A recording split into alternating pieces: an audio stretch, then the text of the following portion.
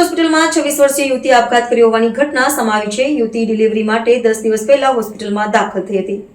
મૃતકે 10 દિવસ પહેલા જ બાળકને જન્મ આપ્યો। મૃતક પૂજા કુશવા મૂળ યુપીની રહેવાસી છે અને છેલ્લા ઘણા સમયથી સુરતના હજીરા વિસ્તારમાં પરિવાર સાથે રહેતી હતી।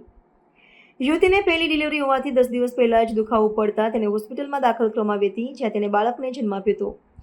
બાળક બીમાર હોવાથી હોસ્પિટલમાં 10 દિવસથી વેન્ટિલેટર પર રાખવામાં આવ્યું છે।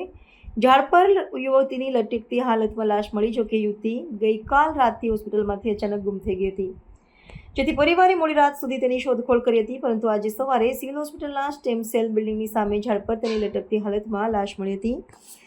એને કારણે 10 દિવસના બાળકે પોતાની માતાની છત્રછાયા ગુમાવી છે। પરિવારે અંગે જાણ કરતા પોલીસ ઘટના સ્થળે પહોંચી હતી અને વધુ તપાસ હાથ ધરી હતી। આ મામલે મૃતકના પરિવારજન અમરજીતે જણાવ્યું હતું કે રાત્રે મને ફોન આવ્યો હતો। મૃતક રિલેશનમાં મારા બહેન થાય છે। મને ફોન આવ્યો હતો કે તે હોસ્પિટલમાંથી ગુમ થઈ ગઈ છે।